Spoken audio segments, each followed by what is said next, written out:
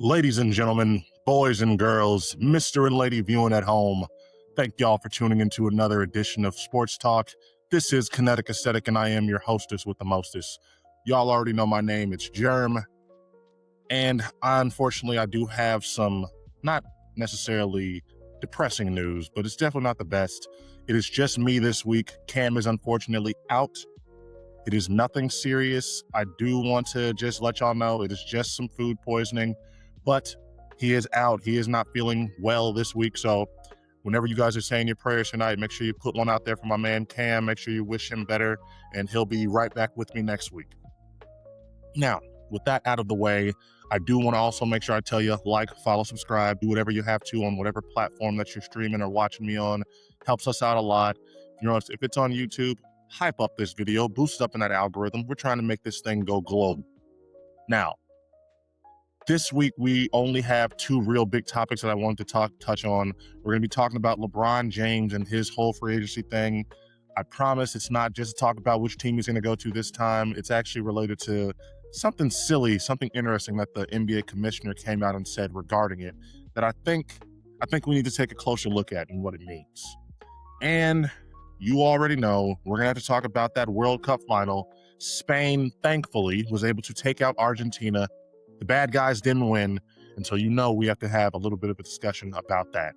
But with all of that being said, make sure you go ahead and get some food, get some snacks, prop your feet up and get comfortable, because Sports Talk is going to be coming right at you as we go and discuss all this week's sports news.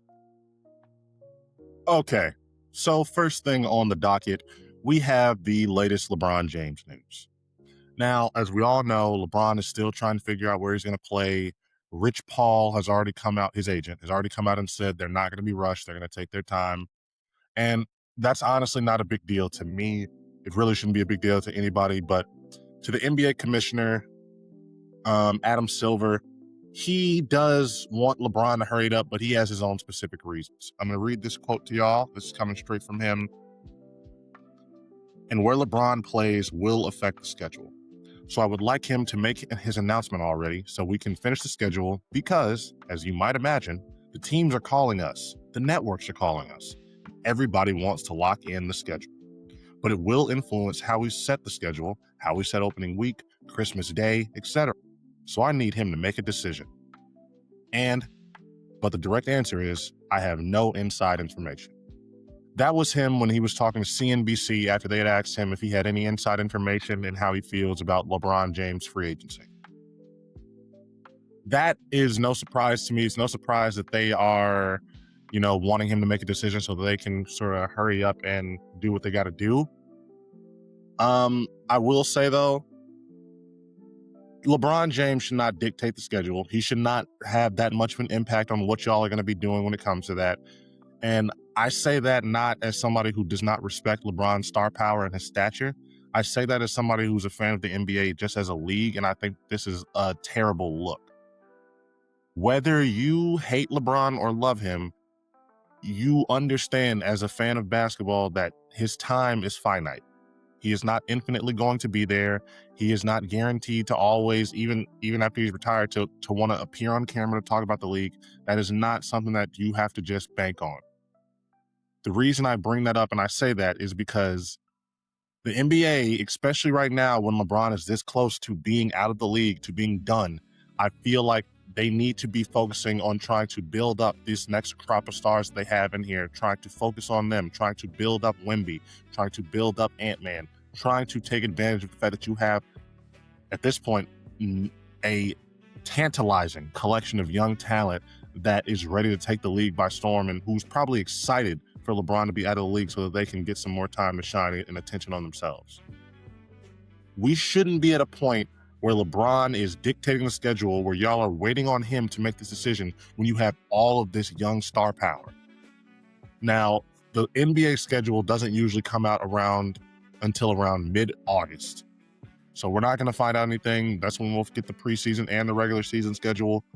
But this idea that LeBron, if he is not signed by then, could be holding that up or causing a delay is just ridiculous. You have more than enough teams with star power, with talent, to where you don't need to be worried about where just LeBron's going to be on Christmas and on opening night and all this stuff. Ant-Man is there. Wemby is there. Brunson in New York is there. There is more than enough talent in this league that is young or at least has a decent amount of years left that we don't need to be trying to just siphon the last little bit of attention and energy out of this old man. LeBron has given us enough. He's done more than enough for us to give him the grace and give him that ability to just make this decision without feeling like the whole fucking league is waiting on. I love Jordan. He's my GOAT of all time. He's my GOAT. But I don't think that I would have ever liked it if he was to a point now where the league literally can't even function without the guy, or you're waiting on him to make such a big decision. Adam Silver may have been talking tongue-in-cheek. He may have been just being a little bit hyperbolic, and he might have just been trying to be cute because of the whole hoopla surrounding this media circus of LeBron James' free agency. But him saying that was just a bad look. Part of the reason why I feel like a lot of people have this adversarial mood or vibe when it comes to NBA is because I do feel like some people, and I'm not saying this is a good thing, because as I'm going to get into, it's really crazy how billionaire owners have managed to convince the common man that they need to be mad at, and that millionaires and people who have sacrificed and started out where they are to get where they're at. And we're supposed to be more on the billionaire side when they're in these contract negotiations compared to the players. But players feeling like they have that much power, feeling like they're much bigger than the sport itself, is a big part of why people have this weird feeling about the NBA. I've seen it in real life. I've seen people who just think of them all as babies or entitled. I think there's a lot of deeper reasons for that and a lot of stuff that I don't want to get into now. But this is that type of shit, making an NBA player feel so big, so much bigger than his sport that we can't even release the damn schedule unless we know where he's going to be at. Like, LeBron is big and everything, but come on now, we've got too many star players for them to still be just trying to, just going to milk him like he's that old cow. What's that old picture of the cow looking all emancipated and the fucking farmers coming over with all those milk jugs? That's what it feels like the NBA is doing with LeBron. That's what it feels like they're doing with all their old stars right now. And I get it. You have to, appreciate Steph and LeBron and take advantage of having them while they're there. But don't forget, you have some of the best young talent. You have some of the most exciting stuff to look forward to in the future. You got Cooper Flag over there. Like, there's a lot of stuff for them to be able to focus on, to be able to try to, lean into in terms of storylines and narratives of generating excitement from the fans. And just making it seem like LeBron is still the most important thing in the league, even if he is at the end of the day, isn't the best way for me to get excited about the future. But that's just how I feel about that. I still really don't know exactly where LeBron is going to choose. At this point, I'm like 90% sure he knows, but he's just milking this shit because LeBron loves attention. I don't know what else to say. This is the same nigga that rented out a Boys and Girls Club just to go tell the world on national TV, fuck Cleveland. So there's no telling what he's going to do. I don't think he's going to do another TV special to actually announce it, but I definitely could see this waiting until like mid-August, because LeBron is he's taking advantage of having the whole world's attention, or the whole basketball world's attention, be on him. If I have to guess anywhere though, I'm going to still say Philly. It makes the most sense. All right, everybody. So now it's time for us to talk about the World Cup final. Now I'm going to just give y'all a little warning. I am not at the point where I feel comfortable talking about it as detailed and as like I know it all in the same way that Cam does. Not that I think he knows it all about soccer, but you know what I mean. He is more knowledgeable and more confident when he's talking about it. So I'm going to just stick to the facts. I'm not going to pretend like I'm a soccer expert. Spain was able to thankfully beat Argentina. The racist people did not come out on top. And I'm going to tell y'all right now, even me, like, getting into it, not knowing much about soccer at this point still, I was made so happy when Spain was able to overcome them and take out that W. And then being able to read up on the stats, I wasn't able to watch it live. I ended up being busy with something. Being able to look at those stats and see that Spain had just dominated them and were really in control the entire time, it made me that much more happy. I don't hate Messi, you know, despite how I feel about Argentina as a team potentially and as a country. I have nothing against Messi. I still think that he is one of the most decorated players of all time. Listen, you can have abhorrent political beliefs and all that, but if you're talented, you're talented. Point blank. I'm sorry, y'all. So for me, I don't think this takes anything away from his legacy. I've seen some people saying that he could just retire at the end of this, but hey, if you are still playing at a high level, if you have love for the sport, I don't think Messi should go. I think he should stay, continue to go hard. It should just give him more motivation to try to get something done the next time they have a World Cup, continue to keep competing in these national tournaments and everything. But yeah, I'm very happy that country was not able to come out on top. Listen, they have had enough success with Messi being there for a good long time. I don't necessarily see them win anything again for a while. Yeah, I hate to really judge them in a sport based off of their country's reputation like that, because I know they can be two completely different things. But we were not rooting for Argentina. We weren't rooting for them. We're happy you lost. Sucks to suck. Now, on the Spain side of things, just doing the research that I have on them, this is such a young team. Like, I don't want to mispronounce his name, Lamine Yamal, already at his young age being like the leading goal scorer in the World Cup history. Insane. This team, these guys, these players, they're only going to get better. Spain is hosting the next World Cup in like 2032. So by the time we get there and this team just gets even older and they get more mature, more experience under their belt, we could be looking at another dynasty that's just going to start up. And shit, man. That's all I can say is just shit.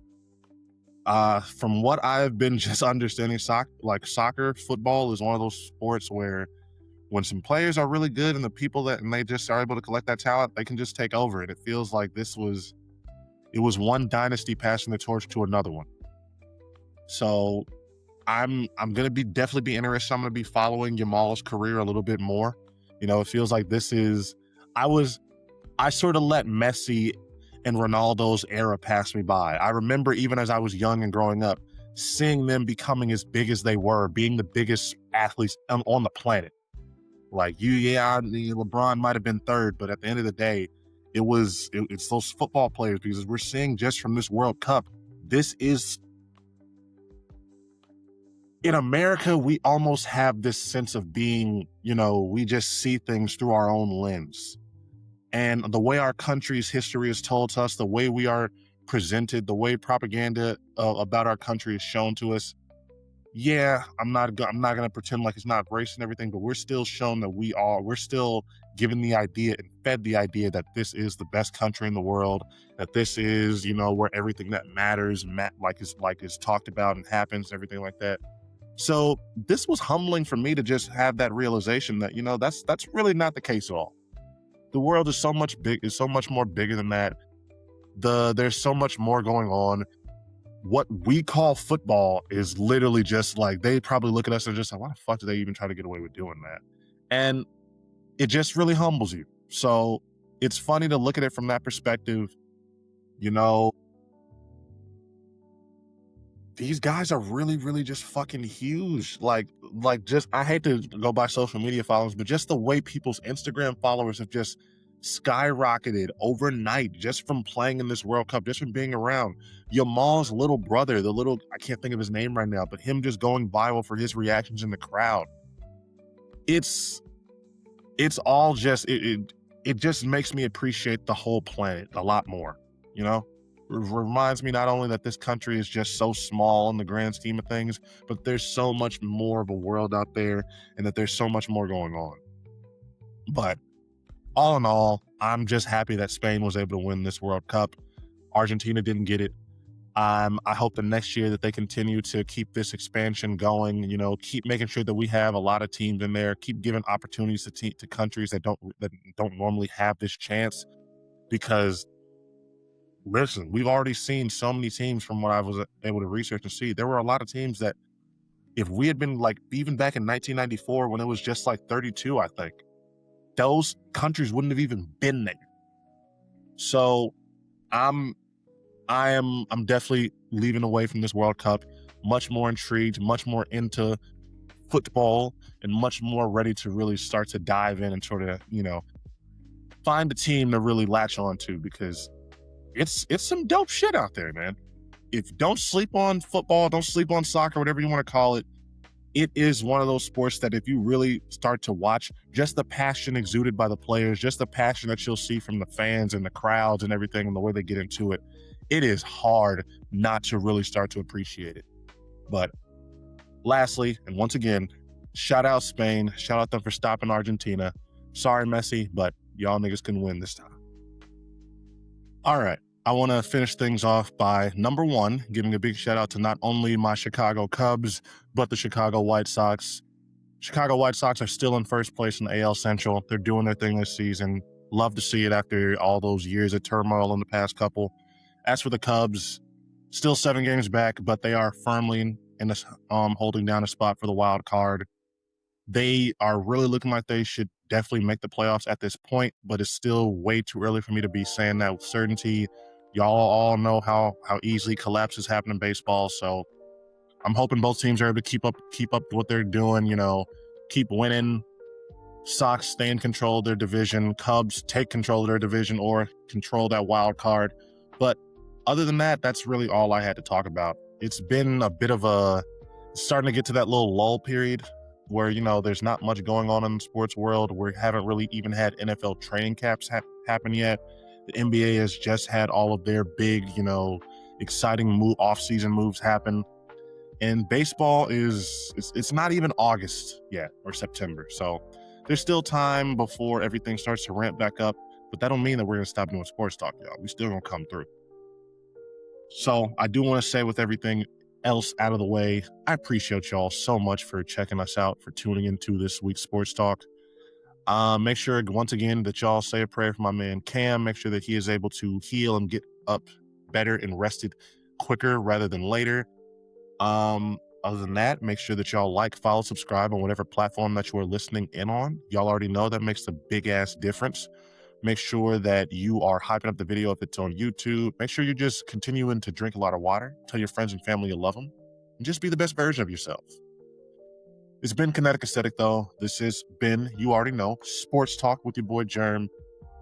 And yeah, I appreciate everybody so much for checking us out, for tuning in, and I'll catch y'all again next week. All right. I want to finish things off by, number one, giving a big shout out to not only my Chicago Cubs, but the Chicago White Sox. Chicago White Sox are still in first place in the AL Central. They're doing their thing this season.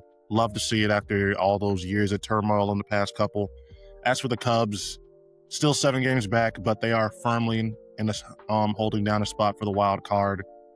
They are really looking like they should definitely make the playoffs at this point, but it's still way too early for me to be saying that with certainty. Y'all all know how easily collapses happen in baseball, so I'm hoping both teams are able to keep up what they're doing, keep winning. Sox stay in control of their division, Cubs take control of their division or control that wild card.